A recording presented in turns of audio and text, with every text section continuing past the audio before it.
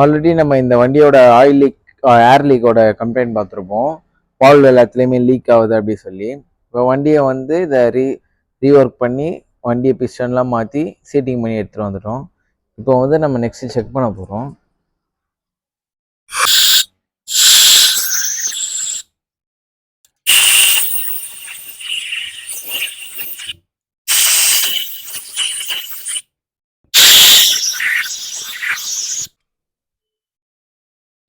இப்போ இதில் வந்து இப்போ நம்ம வால்வ் விசிட் பண்ண உடனே உங்களுக்கு எந்த ஏர் லீக்கும் பிஃபோர் ரிவ்யூவும் ஆஃப்டர் ரிவ்யூவும் பாருங்கள் எப்படி இதில் இருக்குன்னு பாருங்கள். ஃபஸ்ட்டு வந்து போட்ட வீடியோவில் உங்களுக்கு ஏர் பபுள்ஸ்லாம் வரும். இப்போ நம்ம ரீஒர்க் பண்ணிவிட்டு இந்த ஹெட் வந்து இப்போ பர்ஃபெக்ட் கண்டிஷனுக்கு வந்து சரி கண்டிஷன் பண்ண உடனே இப்போ இதில் நம்ம புதுசாக வால்வ் 4 வால்வுமே புதுசு, ஃப்ரண்ட் இன்லெட்டில் 4 எக்ஸாஸ்டில் 4 மொத்தம் 8 வால்வுமே புதுசு போட்டு வால்வ் ஆயில்ஸில் வச்சு கைடு வச்சு எல்லாமே பண்ணியாச்சு.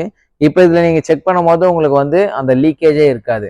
இந்த மாதிரி நம்ம லீக்கேஜ் இல்லாமல் நம்ம பண்ணிட்டோம்னா 100% கம்ப்ளைண்ட் அரெஸ்ட் ஆகிடும். நம்மளுக்கு எந்த இஷ்யூவும் வந்து ஃபியூச்சர்லையும் நம்ம ஹேண்டில் பண்ண மாட்டோம்.